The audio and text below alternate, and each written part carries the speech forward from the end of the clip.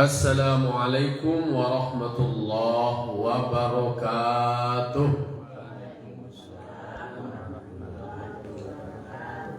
Alhamdulillah, wassalatu wassalamu ala rasulillah wa ala alihi wa sahbihi wa mawala. Ashhadu an la ilaha illallah wahdahu la syarikalah wa ashhadu anna muhammadan abduhu wa rasuluh sallallahu alaihi wasallam la nabiyya ba'da amma ba'd. Qala rabbi shrah li sadri wa yassir li amri wahlul 'uqdatam min lisani yafqahu qawli. Bapak-bapak, ibu, kaum muslimin dan muslimat jamaah Surah Nur Jihad yang dimuliakan Allah Subhanahu wa taala. Puji serta syukur senantiasa kita ucapkan kehadiran Allah Subhanahu wa taala yang berikan kita limpahan nikmat, rahmat dan karunia-Nya kepada kita dan basamu.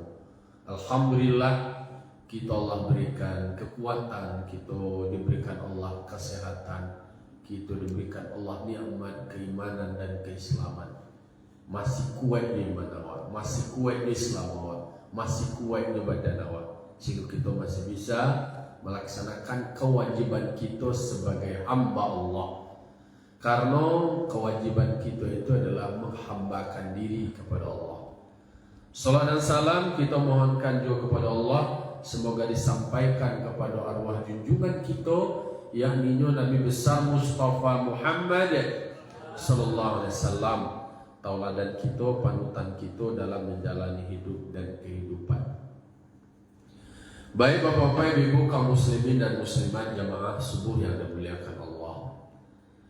Pagi kini kita lanjutkan maulang-ulang kaji kita surah Al-An'am ayat 138. A'udzu billahi minasyaitonir rajim. Bismillahirrahmanirrahim. Wa qalu hadhihi an'amu wa harthun hijrun la yat'amuha illa man nasha'u biz'amihi wa an'amun hurrimat zuhuruha wa an'amun la yadhkuruna ismallahi 'alaiha iftira'an 'alaihi sayajzihim bima kanu yaftarun. Shadaqallahul azim. Surah Al-An'am ayat 138 Allah berfirman, wa qalu ku artinya mereka berkata, mereka itu isim dhamir. Mereka itu tersembunyi penyebutannya balik ke belakangnya, yaitu orang-orang musyrik Makkah yang bekerja sama dengan berhala-berhala. Jadi ada praktek-praktek beragama yang dilakukan oleh orang-orang musyrik Mekah yang banyak melakukan, kalau sebelum disebutkan iblis itu tokoh-tokoh mereka beserta jin itu mempercampur adukan agama, bahas supaya rusak cara berpikir dan lain, ayo jadi betul. Nah, lalu kemudian waqalu, mereka berkata, kecil, hadza an'amun wa harthun hijrun. Hewan-hewan ternak ini, jadi surah Al-An'am itu artinya hewan ternak. Aku kan ayat-ayat yang lah banyak bicara soal ternak. Jadi ada orang musyrik itu mau-mauan membagi-bagi hewan-hewan itu. Aku persembahan untuk berhala-berhala mereka, kemudian persembahan untuk Allah. Jadi mereka juga meyakini tentang Allah, tentang Tuhan, tapi namanya musyrik, mereka mempersekutukan Allah. Itu contohnya, hadhihi an'amun, aku hewan-hewannya aku peruntukannya adolo siapa, wa harsun adolo tanaman-tanaman. Jadi adolo buah-buah yang dipersembahkan untuk apa namanya, sesembahan mereka tersendiri. Apa kecilnya?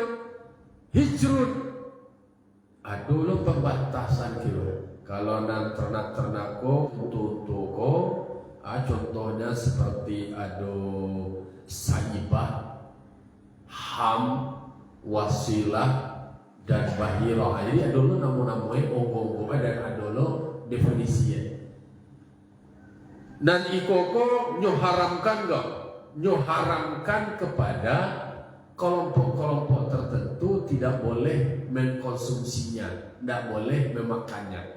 La yat'amuha illa man nasya' biza'mihim. Tidak boleh memakan hewan-hewan ternak kau, tidak boleh memakan buah-buahan kau, kecuali dan boleh yang memakannya adalah orang yang kami tentukan, orang yang kami kehendaki, biza'mihim, dengan dakwahan mereka atau dengan pendapat mereka atau dengan asumsi mereka. Orang yang boleh memakan hewan ternak dan memakan buah-buahan orang-orang tertentu. Jadi tak semua orang kaya bongo-bongo bagi-bagi. Ada kastanya, ada strata-stratanya. Itu maka dalam ilmu sosial, dalam realitas keseharian, ada lo namanya stratifikasi sosial. Ada lapisan-lapisan, ada tinggi-tinggi, ada lo kelas-kelasnya. Nah, jadi dan orang-orang tertentu lo yang boleh makan dan yang lamanya. Orang-orang tertentu yang boleh makan buah-buahan dan lama dan enak. Ada disebutkan di dalam tafsir, ada disebut khidmatul awthan wa ghairihim. Itu hanya diperuntukkan bagi pelayan berhala. Jadi pelayan-pelayan Tuhan ya Tuhan. Kalau bahasa wae ko tuang-tuang lah. Ustaz jadi makan lama lah. Jadi nama rui pelayan Tuhan itu berhalanya itu boleh memakan. Tapi bagi orang kebanyakan boleh jangan kamu makan lah. Bapikir untuk kamu makan dia boleh. Aja bayang lah. Bapikir berencana baru untuk kamu makannya, anak boleh. Jadi mencingangui je. Itu nan di janihan, itu nan di barasihan, itu nan di hilangan kebiasaan, tradisi-tradisi kecuali kini namanya diskriminasi, membeda-beda orang. Maka di dalam Islam tidak ada beda-beda. Oh, tidak ada pelarangan-pelarangan. Lihat ada pitiwa, bila daging boleh lah daging tu. Lihat dua awak batarana, awak makan daging lah awak. Kalau kebanyakan awak kan makan daging, kan orang nan bapiti adalah tingkatan-tingkatannya adalah kayu yang miskin. Kalau dalam Islam kan memang ada disebutkan ada nan kayu, ada nan miskin.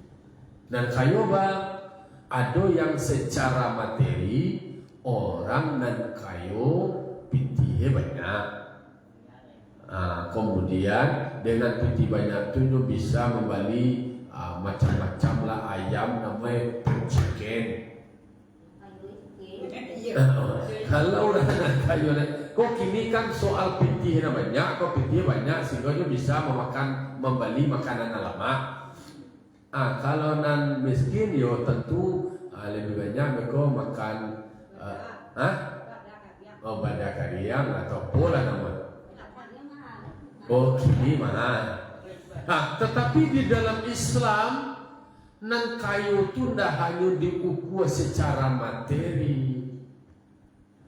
Jadi laisal ghina, tiadalah kaya itu orang yang hanya sebatas memiliki harta. Itu nancak kayu itu artinya adalah mencukupi, terpenuhi, awak butuhkan terpenuhi, dan itu tidak terbebani awak ada. Merasa kaya tu hati itu banana lapang, tidak banyak selero, tidak banyak karanda ada. Contohnya awinya, dua iya yang minum. Tidak memasuk diri lo minum jus naga lah. Tidak memasuk diri lo minum jus pokap lah. Artinya adalah kebutuhannya terpenuhi untuk minum. Itu nan samana nan takwa itu sendiri adalah wal qanaatu minal qalil. Merasa cukup dengan yang sedikit. Nya seketik tapi cukup. Nan jadi masalahnya banyak tapi tidak cukup apa arti? Ada orang kayo lah banyak tapi tidak merasa cukup kan? Pendapatan awal 50.000, kebutuhan 30 itulah kayo. Sambil lihat tapi kebutuhan awal 1,2 itu bansai. Bansai warna. Jadi ukurannya itu tidak sekedar keinginan, dan ukuran itu adalah kebutuhan. Kok kada cerituan keinginan awak karanda awak tak lainnya. Alar benci minta 2, sudah 2 minta 3. Kok dipatuhi kasadoe nak duit lot jalah jadi makanya soal itu kaya miskin memang ada di dalam Islam sehingga mereka berhak mendapatkan ada yang namanya zakat. Jadi ada konsep Islam di situ. Nah, orang-orang musyrik Makkah dulu tuh memang seolah-olah nang kayo itu dia nang kayo nan bansai batambah bansai. Jadilah dikunci sekali. Jadi nang bansai itu dia nanti jadi itulah nang nampak dek karmak dulu. Ada simak mahasiswa. Nang nampak dia terjadi kapitalisme. Nang kayu tambah kayu, urang pangkit itu inyonya mempunyai piti.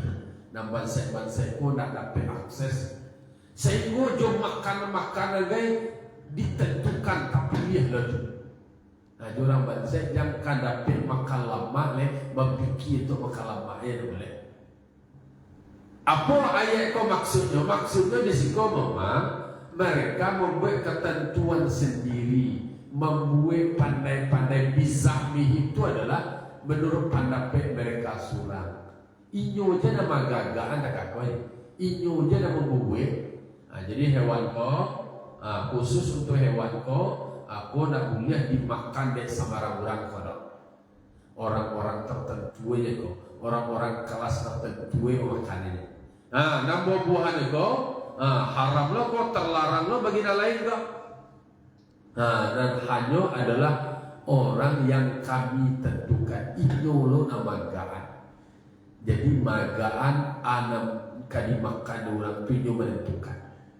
Orang-orang tertentu, kelompok-kelompok tertentu, jotakah tulah modele praktek-praktek beragama orang jahiliyah, orang musyrik, sehingga inyo je nama dapen, inyo je nama lambu, inyo je nama butuh. Anak lain memakan tak boleh. Lalu lain wa an'amun hurrimat zuhuruha, dan adalah calai hewan-hewan ternak yang diharamkan pungguangnya. Jadi an'am itu kan hewan-hewan ternak.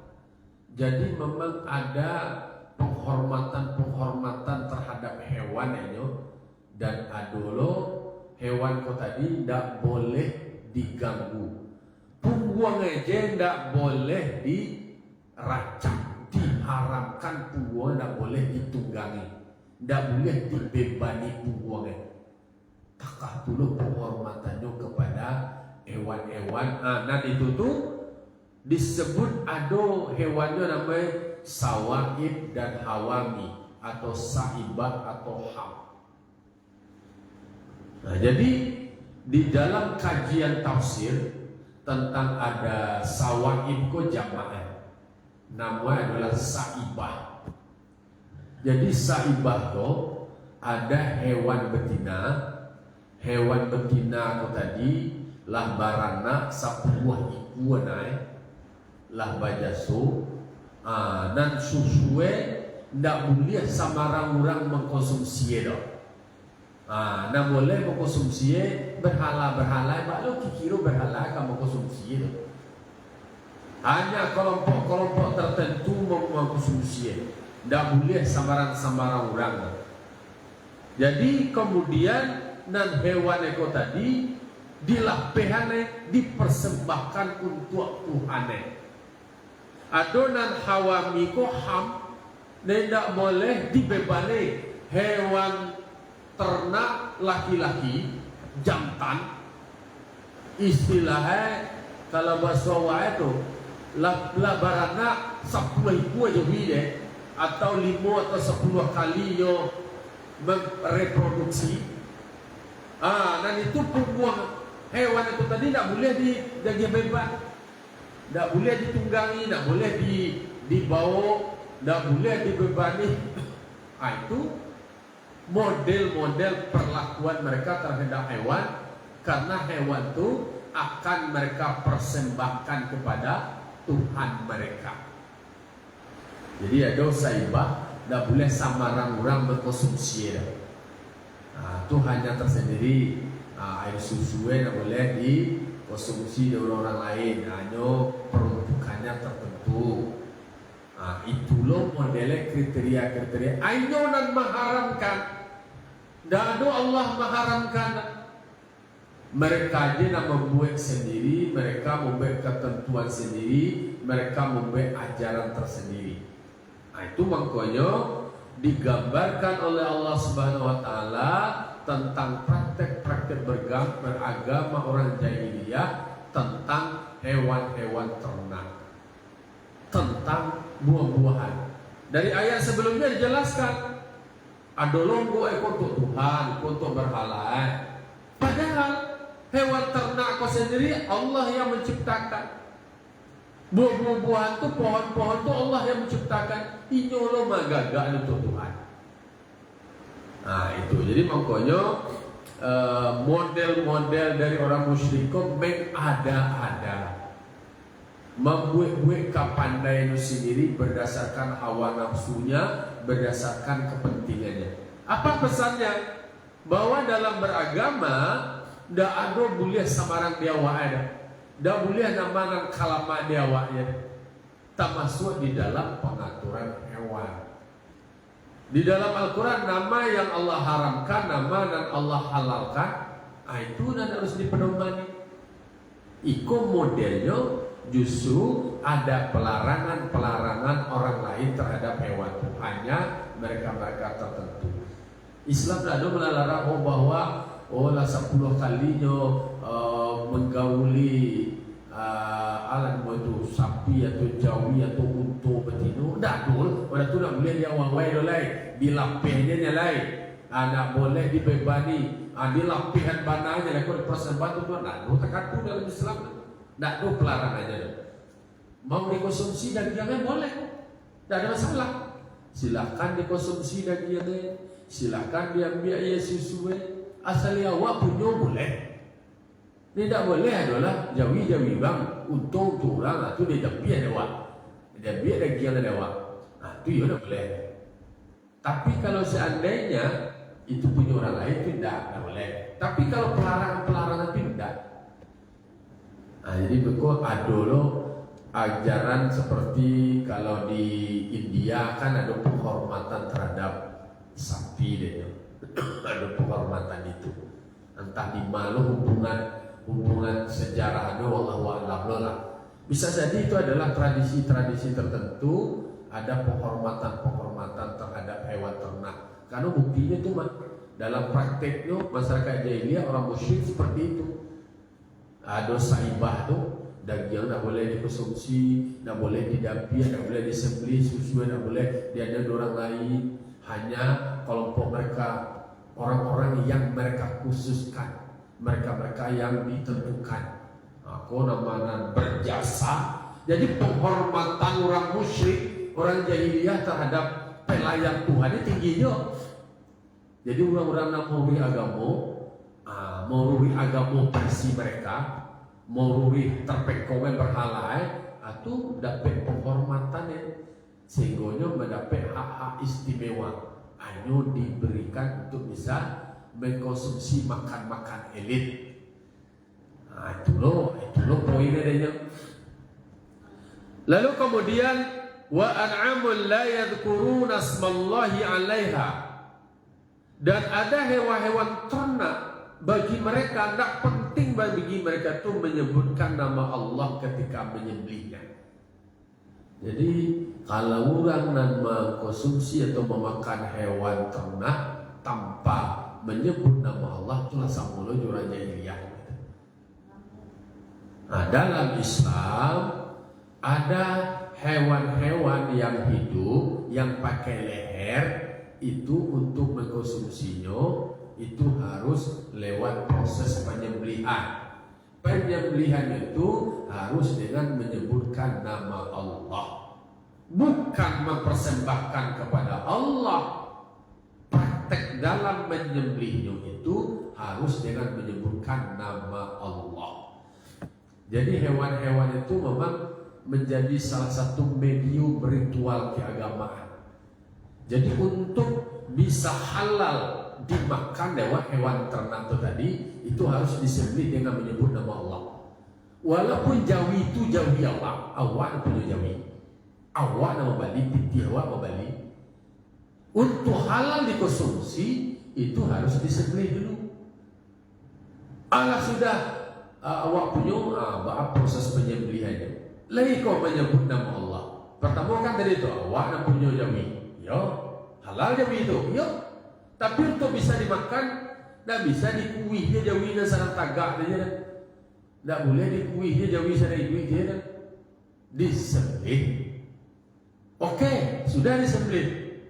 Bagaimana cara menyembelihnya? Harus dengan menyebut nama Allah. Oke, disembelih. Oke, disebut nama Allah. Tapi saya punya. Kalau orang lain punya tidak jual halal. Jadi untuk menentukan halal sebuah hewan ternak itu dalam Islam bawa aja cie. Iya ke hewan ternak yang dihalalkan Allah dalam Al-Quran. Yo, oke, halal. Jadi baru alun senalai. Kedua alai hewan kau mengkok halal disembelih dulu. Iya, oke, disembelih. Tapi pertanyaan berikutnya, apakah disembelihnya lain menyebutkan nama Allah? Lain. Apakah halal itu ada lain? Li jawi dan tidak itu li jawinya. Kalau li jawinya itu ya halal jadi halal. Kalau disembelih nama Allah atau jawinya kemudian lain disembelih tapi tidak menyebut nama Allah, tidak halal. Kalau dia orang musyrik, justru dan mereka halalkan itu adalah yang proses penyembelihannya tanpa menyebut nama Allah. Anak boleh menyebut nama Allah itu boleh. Tetapi harus menyebut nama apa? Aku juga dia tetap ketika proses menyembelih harus disebutkan nama berhala mereka. Jadi berhala kok nisbahkan sebagai apa namanya itu perpanjangan tangan dari Tuhan. Itu perantara, itu kekeliruannya. Itu yang diluruskan oleh Islam.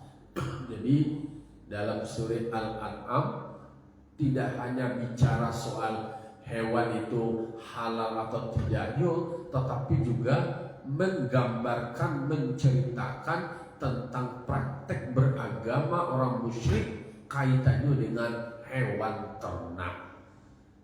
Itu prakteknya. Adonan tidak boleh dikonsumsi di orang lain, hanya orang-orang tertentu.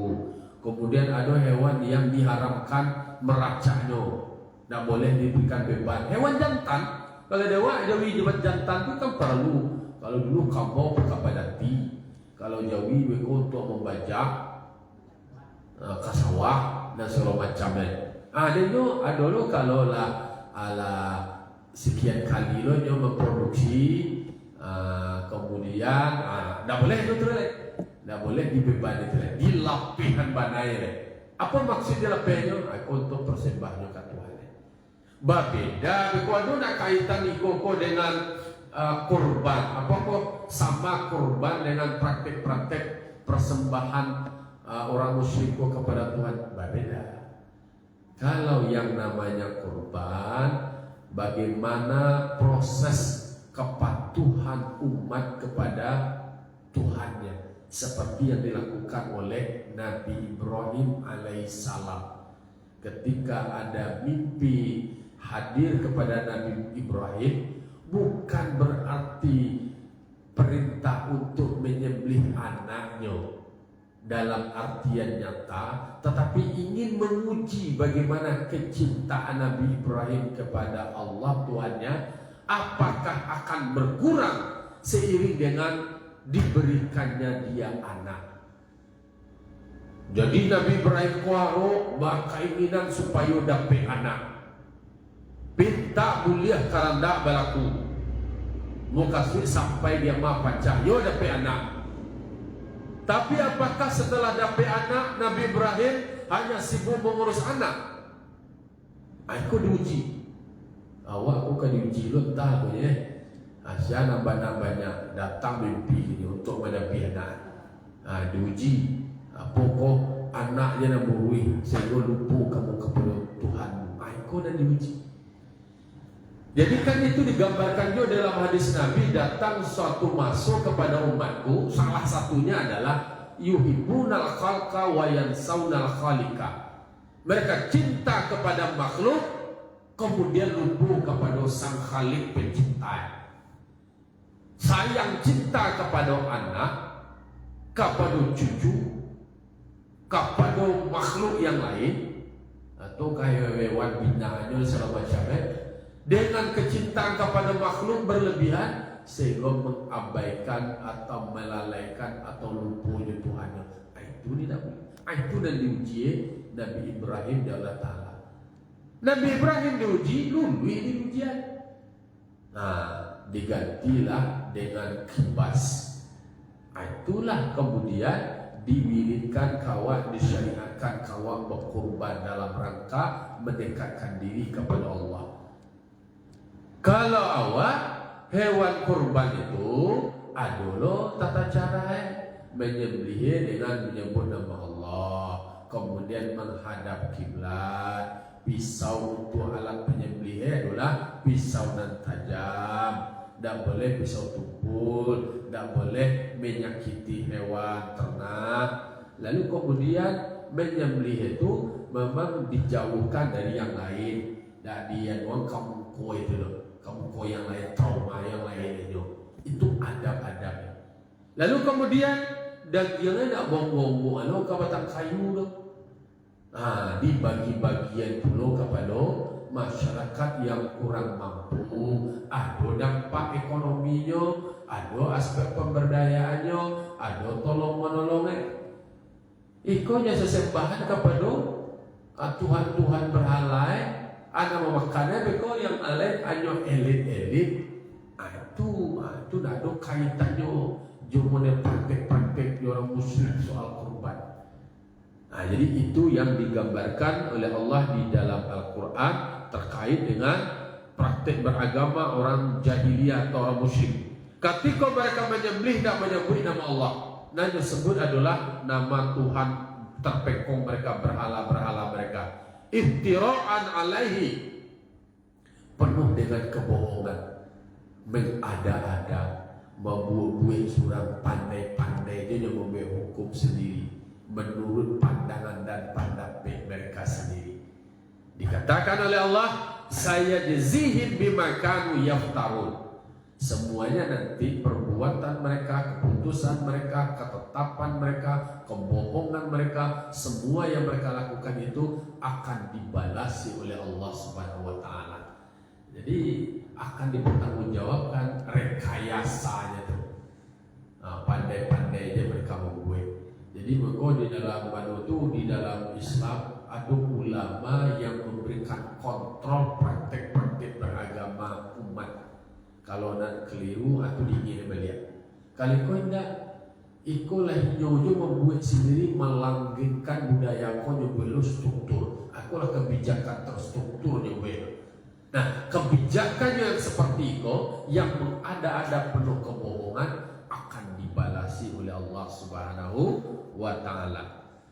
Di ayat 139 seketek lain ada kaitannya. Wa qalu ma fi butuni hadhil an'am khalisatun lidzukurina. Ada kebijakan keliru dari mereka lain. Mereka berkata juga lain, kabahasa awak berkata itu adalah mereka mengumumkan undang-undang menyampaikan ketetapan, menyampaikan keputusan. Nyobelo aturan regulasi lah yang undangkan waqalu. Mereka berkata, yang umum aja lah peraturan mereka. Kecilnya, ma fi butuni hadhil an'am khalisatun lidzukurina. Apa yang ada di dalam parui ini an'am, hewan-hewan ternak nama andung, aduh di si parui disebutnya hewan saibah itu tadi dan bahair atau bahirah. Itu adalah khalisatun lizukurina, hanya boleh dikonsumsi oleh laki-laki saja. Kurang jahiliah diskriminasi badan orang produksi tidak boleh. Jadi adonan mengandung, kalau nama mengandung dan di sini dalam parwi hewan-hewan itu tadi itu kalau untuk perempuan diharapkan. Kalau itu hanya spesial untuk laki-laki. Mau pembanda di orang jahiliyah kau, orang musyrik kau laki-laki deh. Itu praktek-prakteknya buat ketetapan hukum masing-masing. Jadi cuma makan daging lama ini nak bunda anu produksi. Jadi ada pada hewan-hewan saibah yang tadi yang hanya daging itu dikhususkan pada kelompok-kelompok tertentu termasuk bahirah atau bahir ko jamaah bahirah ko mufrad disebut juga dengan basirah. Itu hanya halal bagi laki-laki. Lalu kemudian wa muharramun ala azwajina, diharamkan untuk perempuan.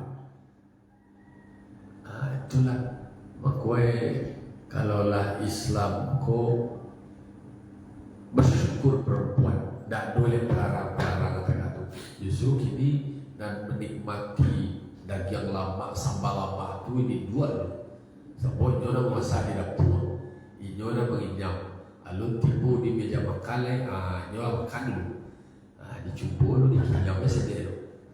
Takah orang barale itu lah selesai dijual oleh rasue, mempertimbangkan rasue sendiri. Dulu tidak boleh mencinangui dia berusia. Diharamkan, dilarang. Kalau kedapatan, kalau ketahuan perempuan makannya, diberikan sanksi hukum. Sebegitunya ketentuan hukum dan mereka buat dan mereka undangkan menurut versi mereka sendiri.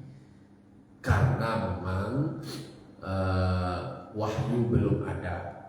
Adona dulu syariah dari Nabi Ibrahim, Nabi Ismail nyolah panjang lah lamu, sehingga mereka membuat ketentuan hukum sendiri.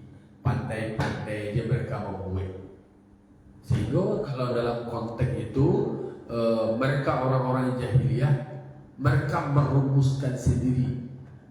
Jadi ternyata kalau diserahkan membuat ketentuan hukum ke manusia Bapak Ibu, itu memang syarat dengan kepentingan. Kalau nan dominan yang bapangkenya laki-laki, iyo nan kalamak dia laki-laki. Maka paralulah perempuan adalah keterwakilan perempuan. Jadi di lembaga-lembaga yang membuat produk hukum paralulah polisi. Sebab kebijakan laki-laki itu dulu banyak bias gender. Dan polisi itu hanya dijadikan objek untuk dieksploitasi. Dulu memang praktek-prakteknya polisi hanya untuk dia palap hawa nafsu, hanya untuk tidak berperan penting. Sehingga posisi perempuan itu kecil nimis, istilah tersubordinasi. Ya posisi lapisan-lapisan sekian. Maka kini polisi itulah waswaru, hak-haknya diperjuangkan. Tentu sesuai dengan ketentuan agama dia kiano ke polisi ko berkuasa nak kelamaan ini lo. Inyo lah nama buat ketentuan yang kamu tuh bisu laki-laki nak lo boleh manga-manga lagi. Nah intinya adalah kalau disarahan ke manusia, wewenang membuat ketentuan hukum aja lah di lembaga perwakilan rakyat membuat sebuah produk hukum itu tergantung kepentingan proyek itu, pengusaha itu pasal itu. kelompok iku pasal itu. Jadi titip-titip jual beli pasal itu berpotensi sesuai dengan kepentingannya. Tapi kalau ketetapan hukumlah ditentukan oleh Allah, tidak ada perdebatan karena tidak ada kepentingan. Yang ada adalah memanusiakan manusia, memposisikan manusia sesuai dengan fitrahnya. Maka hadir Islam ada hak-hak perempuan. Soal makanan, soal konsumsi, tidak ada pelarangan laki-laki dan perempuan. Soal beragama, soal beribadah, tidak ada pelarangan. Man amila sholihan min dzakari wa unsa wa huwa mu'min falanuhyanahu hayatan thayyibah wa lanajziyannahum bi ahsani ma kanu ya'malun. Siapa yang beramal soleh, apakah dia laki-laki ataupun perempuan, yang penting dia beriman, berhak mendapatkan penghidupan yang baik. Konsekuensi dari amal dia berhak mendapat hidup baik. Berilmu, cerdas, berkarya, dia sejahtera. Lalu kemudian bahwa ada fitrahnya perempuan, seperti dia hamil, dia melahirkan, kemudian dia haid, itulah keistimewaan perempuan. Buktinya di dalam Islam, ketika perempuan haid, dihormati, tidak ada kewajiban untuk bersolat, tidak ada kewajiban bagi mereka mengqadha, kecuali haidnya jam 2, sembahyang zuhur setengah 1 masuk jam 1, enggak sembahyang, hanya tinggal lambeknya sembahyang haid tiba itu baru ada qadha. Tapi ketika haid tidak ada kewajiban mengqadha, dihormati oleh Islam. Lalu kemudian dalam hak-hak warisan diakomodir. Dulu semasa jahiliyah tidak ada jatah-jatah manusia, tidak ada jatah-jatah perempuan, diakomodir, tapi jatahnya sesuai dengan porsinya. Setengah daripada laki-laki, jauh mengareh-ngareh loh. Peruntukannya karena laki-laki punya tanggung jawab yang besar. Ada loh tanggung jawab, diposisikan secara proporsional. Kalau manusia membuat tarik menarik kepentingan, akhirnya adalah pakai poting-poting mulai. Asana banyak suara, kalau banyak suara adalah polusi atau polusinya mana deh? Ada selama di polusi ya deh. Pokoknya laki-laki harus 40 kabini, dompet laki-laki bagian kabini, ATM bagian kabini. Itu kalau mana itu sudah deh. Itu contoh. Laki-laki kita pulau. Tidak boleh kebijakan dibuat itu adalah diskriminasi. Maka Islam sangat menghormati namanya adalah perempuan, menghormati anak-anak, menghormati lansia, menghormati penyandang disabilitas. Akhirnya baru dipikir di negara. Jadi orang yang punya keterbatasan fisik, perlu menjadi perhatian dewan. Iko kadang-kadang dia nyucukui ada orang penyandang disabilitas, diondoh aja, tidak ada perhatian. Dan polisi, nak kalau ada dia diampuh ya polisi. Anak-anak dia apa yang kasihnya tidak boleh. Islam menghormati itu semuanya. Tapi terlambat Indonesia. Dia terlambat dia baru cari dia dua hal. Kalau di negara yang bukan Muslim itulah dari dulunya terapkan. Dia karenanya belajar tentang hak-hak manusia. Dewa baru lebih amat gale. Layak dojo memikir dah kata lah wujud aja mah. Lah wujud aja waktu kalau awak terjajah mental tu terjajah. Sehingga nak ada berfikir. Itu praktek dulu. Kalau kau untuk laki-laki, untuk perempuan tak boleh. Adalah wa iyyakum maitatan fahum fihi syuraka. Kalau dan di dalam parui hewan tu tadilah mati di dalam parui, boleh laki-laki je polisi. Tak dulu peruntukan polisi je, laki-laki je polisi. Itulah nak mati dia nak pembunuh oleh dia kan polisi. Dia nak mati itu boleh dia makan dia. Ada awak dia jadi bangkai dia makan dia. Tapi kini kan di medsos kan macam-macam ada orang makan kini kalau nampak di berbagai macam negara tu nak dimakan ini mah. Iwan ayam dalam tandu lagi makan macam-macam kini. Itu nak ada batasan-batasan nilai-nilai mana boleh tidak boleh. Itu kini nak viral-viral untuk mendapean mendapean viewer pitih cuan-cuan kini macam-macam dia memakan ayam sadangi duit dikuih sih macam-macam jadi. Itulah anak aneh-aneh. Jadi digambarkan soal itu diatur oleh Islam. Dah ada nak kalamah nawa haram-haram aja, nama tidak halal dan halal itu diharam aja dan sah. Intinya adalah saya jazihim wasfahum innahu hakimun alim. Allah akan memberikan balasan kepada mereka atas ketetapan yang mereka buat sendiri-sendiri. Yang halal diharamkan, yang haram dihalalkan, dan sebaliknya. Jadi nama kalamah itu nanti akan dibalasi oleh Allah Ta'ala. Bersyukur awak mengaji, tentulah awak tentang ketetapan-ketetapan Allah. Kemudian Allah gambarkan pula praktek-praktek orang dulu. Tambah pengetahuan awak sehingga membangun cara pandang awak menjadi lebih baik. Wawasan awak, pengetahuan awak akan membentuk sikap awak menjadi lebih dewasa dan bijaksana. Itu gunanya ilmu pengetahuan. Jadi ilmu dah diajar untuk orang bisa bakarajuan. Akarajuan nanti je mengaji masuk pesantren akarajuan nanti. Ilmu untuk karajuan je. Nah, ilmu itu adalah untuk membangun cara pandang.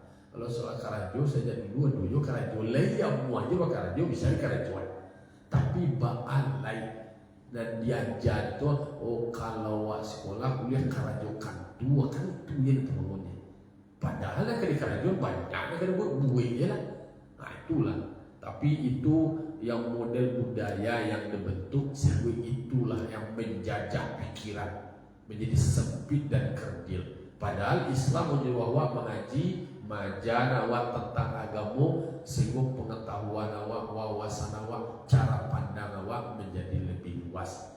Innahu hakimun alim. Sesungguhnya Allah Maha Perkasa dan Maha Mengetahui. Siana mengada-ada, siana berbohong, semuanya diketahui oleh Allah Subhanahu wa taala. Fa'tabiru ya ulil absar la'allakum turhamun. Allahumma fiq la'u bi thariq. Wassalamualaikum warahmatullahi wabarakatuh.